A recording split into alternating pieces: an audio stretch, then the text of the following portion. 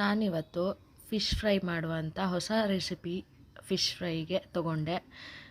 ಅದೇನೆಂದರೆ ಕೊತ್ತಂಬರಿ ಸೊಪ್ಪು, ಮೆಣಸು ಮತ್ತು ಜಿಂಜರ್ ಗಾರ್ಲಿಕ್ಕು ನಾಲ್ಕನ್ನು ಗ್ರೈಂಡ್ ಮಾಡ್ಕೊಳ್ಳಿ. ಆಮೇಲೆ ಸ್ವಲ್ಪ ಚಿಲ್ಲಿ ಪೌಡರು, ಸ್ವಲ್ಪ ಅರಿಶಿನ ಪುಡಿ ಇಷ್ಟು ಹಾಕಿಬಿಟ್ಟು ಸ್ವಲ್ಪ ಎಣ್ಣೆ ಮಿಕ್ಸ್ ಮಾಡ್ಕೊಳ್ಳಿ, ಅದು ಮ್ಯಾರಿನೇಷನ್ ಹಿಡಿಬೇಕು ಅಂತ. ಇದನ್ನು ಹಾಕಿಬಿಟ್ಟು ಚೆನ್ನಾಗಿ ಕಲಿಸ್ಕೋಬೇಕು. ಸ್ವಲ್ಪ ಉಪ್ಪು ಹುಳಿ ಹಾಕ್ಕೊಳ್ಳಿ. ಹುಳಿ ತುಂಬ ಟೇಸ್ಟ್ ಕೊಡುತ್ತೆ. ಉಪ್ಪು ರುಚಿಗೆ ತಕ್ಕಷ್ಟು ಉಪ್ಪು. ಆ್ಯಂಡ್ ಇದು ಅಂಜಲ್ ತೊಗೊಂಡಿದ್ದೀನಿ ಫಿಶ್ಶು.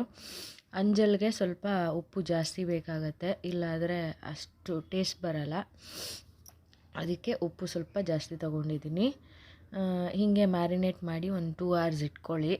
ಫ್ರಿಜ್ಜಲ್ಲಿ ಇಟ್ಕೊಂಡ್ರೆ ಬೇಗ ಮ್ಯಾರಿನೇಟ್ ಆಗುತ್ತೆ, ಅಂದರೆ ಚೆನ್ನಾಗಿ ಹಿಡಿಯುತ್ತೆ ಮಸಾಲೆ ಎಲ್ಲ.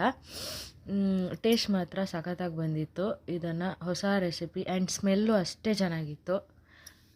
ನನ್ನ ಮಗಳು ಇಷ್ಟಪಟ್ಟಳು. ನೀವು ಒಂದು ಸತಿ ಎವ್ರಿ ಟೈಮ್ ಬರೀ ಚಿಲ್ಲಿ